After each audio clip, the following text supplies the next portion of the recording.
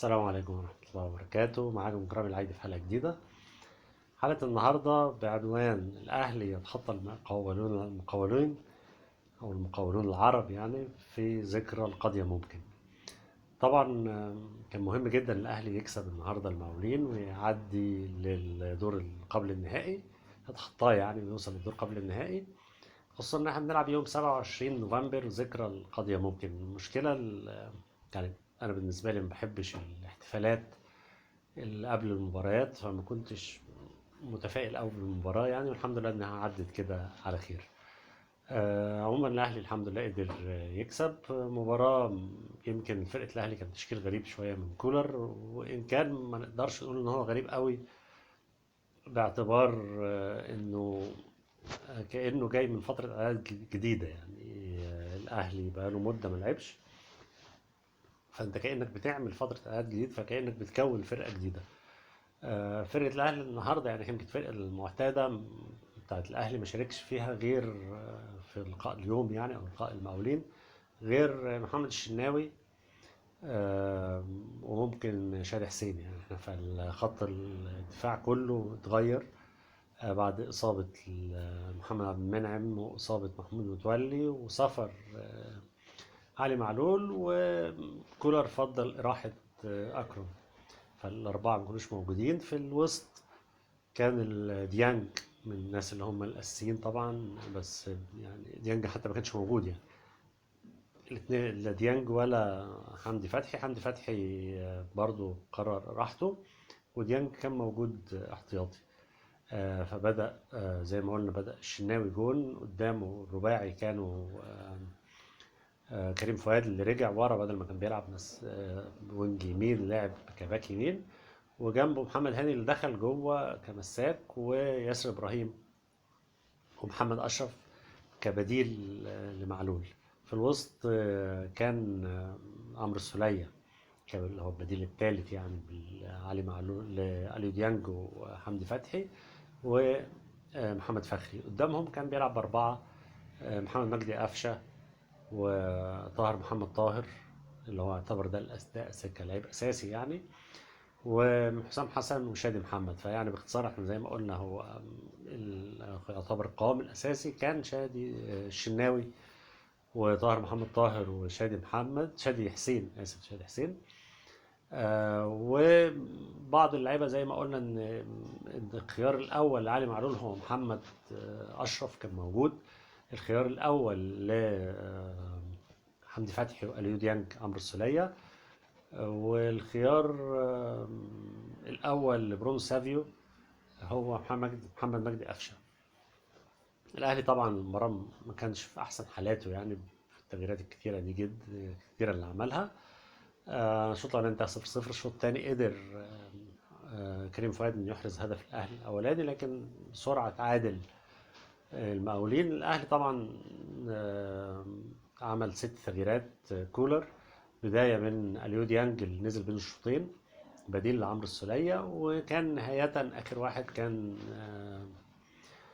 كوكا، أحمد نبيل كوكا. وفي الوسط بينهم نزل برونو سافيو، ونزل بيرستاو، ونزل شريف، ونزل محمد شريف، ونزل رامي ربيعة. طبعا بنزول رامي ربيعة اتنقل محمد هاني كباك يمين، وكأكرم توفيق كريم فؤاد طلع قدام.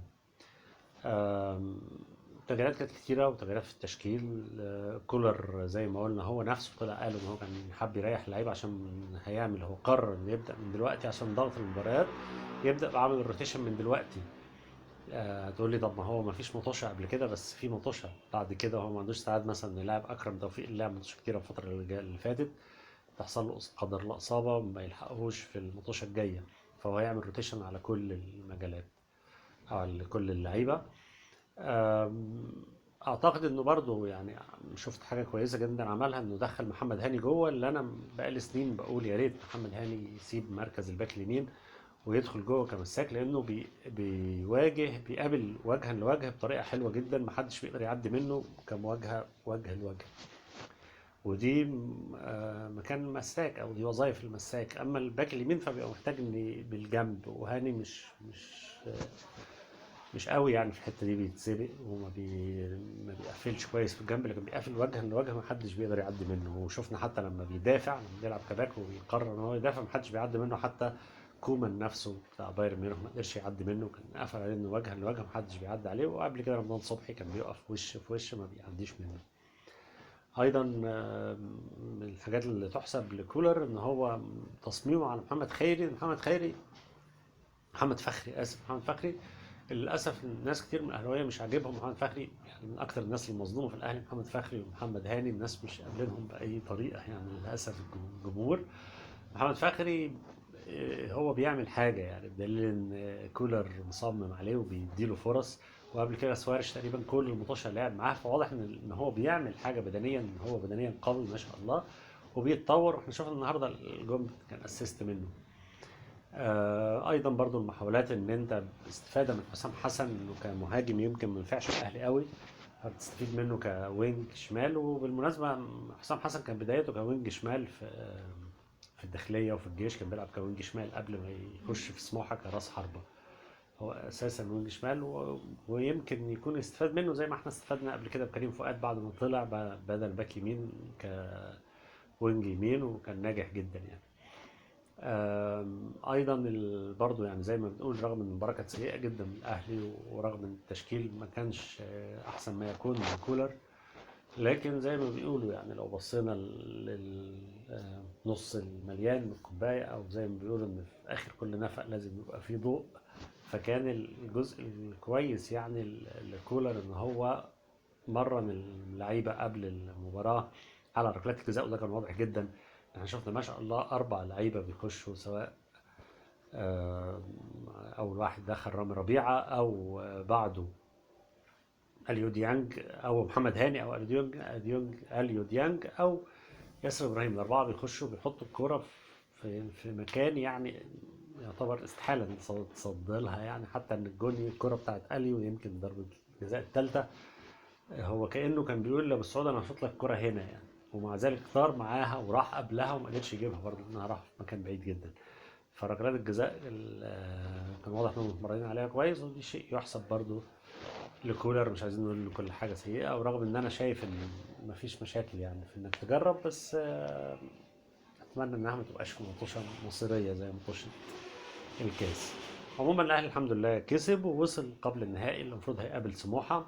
في الناحيه الثانيه الزمالك كسب مكسب منطقي جدا يعني. حتى مباراة الزمالك والمصري كسب المصري في مباراة أنا نفسي ما أقدرش أقول إن الزمالك كان حلو ولا وحش، إن أنا ما شفتش المباراة، لأن كنت عارف إن الزمالك هيكسب. زمالك بيلاعب إيهاب جلال، فهو أكيد هيكسب. للأسف إيهاب جلال من بعد ما راح الزمالك، هو كل المطوشة اللي لعب فيها قصاد الزمالك هو بيتغلب. بعكس إيهاب جلال كان قبل الزمالك، قبل ما يروح الزمالك كان بيقدم مباريات جيدة جدا أمامهم يعني. فكنت ما اتفرجتش على المباراة وما اعرفش يعني، حتى ما اهتمتش اعرف النتيجة. ما كنتش بدور عليها يعني. بعد الماتش وبعد ما اتفرجت على مباريات كاس العالم عرفت ان هو الزمالك كسب 1-0.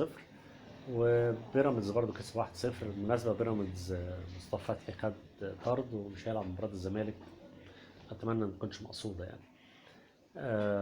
وعلى ذكر كاس العالم، يمكن لما انا قلت كاس العالم كنت بتفرج ما شفتش ماتش الزمالك، فاحنا بنحب يعني بمناسبة كاس العالم نقول ان الاهلي حتى في كاس العالم الاهلي كان متواجد في كاس العالم. هتقول لي ازاي يعني؟ الاهلي كان متواجد بشكل كبير جدا، متواجد في فوز المنتخب السعودي والاداء القوي اللي عمله مع الارجنتين، وبعده مباراه براندا اللي كان حظهم وحش يمكن، لكن كانوا افضل.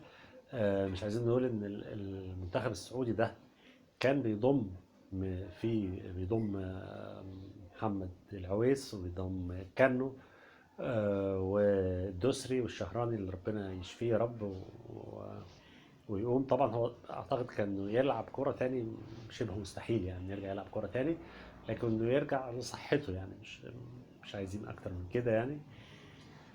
دول كلهم كانوا لعيبة الهلال السعودي اللي الاهلي كسبوا 4.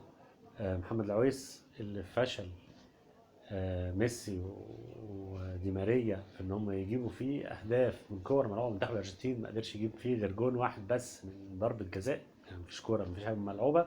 الاهلي جاب فيه 4 اجوان. ياسر ابراهيم جاب جونين في محمد العويس.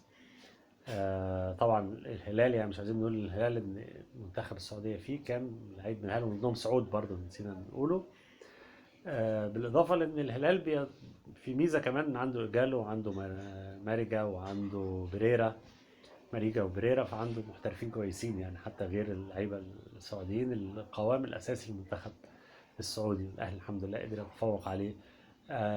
برضو الاهلي، او مش الاهلي يعني، المكسيك، شفنا اداء فريق المكسيك واداء الرائع اللي عملوه، والتفوق التام اللي عملوه على بولندا. وشفنا الحارس العملاق اوتشوا وهو بيتصدى لركله جزاء ليفاندوفسكي، احد افضل مهاجمين العالم. وبنفكر الناس ان اوتشوا ده اللي دخل فيه جونين من ابو تريكه في كاس العالم، فلما كان واقف لكلوب امريكا. هو ده اوتشوا، حارس ست اصابع بالمناسبه. ايضا المكسيك تقريبا خط الدفاع كله من مونتيري، الاهلي قدر يكسبه. برضو لو اتكلمنا عن المنتخب القطري هنلاقي رغم ان اداؤه ما كانش كما ينبغي يعني، لكن المنتخب القطري نفسه بيضم المعز علي، وبيضم اكرم عفيف، الاثنين كانوا في الدحيل. الاهلي قدر ينتصر عليه ويقدر يكسبه، فالاهلي متواجد في كاس العالم وانتصر على ناس زي ما قلنا اوتشوا اللي فشل في ليفاندوفسكي انه يحرز فيه هدف، ابو تريكه حط فيه جونين. محمد العويس اللي السعوديه فشلت الارجنتين فشلت انها تحرز فيه هدف، فالاهلي احرز فيه هدفين. اعتقد ده كان اهم حاجه كنت عايز اقولها في الفيديو. ونهايه الفيديو، او قبل ما نوصل لنهايه الفيديو، على ذكر كاس العالم اللي احنا بنتكلم فيه، اتوقع ان بقى، او يعني اعتقد اللي انا شفته بعد نهايه الجوله الاولى ونص الجوله الثانيه او اخر الجوله الثانيه، اعتقد ان شبه بنسبه كبيره جدا في 3 منتخبات بينافسوا على البطوله، وهم الاحق طبعا بالانتصار بالفوز بالكاس العالم، وهم المنتخب الاسباني والمنتخب الفرنسي والمنتخب البرازيلي بدون ترتيب. او كنت انا اميل اكتر لفرنسا واسبانيا يكونوا في النهائي، ولو جينا حد من بعدهم يكون المنتخب الانجليزي الاقرب ليهم. اعتقد هم دول اقوى المرشحين يعني للبطوله. ده اعتقد اهم مكان في الفيديو بتاع الليله دي. ولو عجبكم الفيديو ما ننساش لايك وشير وسبسكرايب، والسلام عليكم ورحمه الله وبركاته.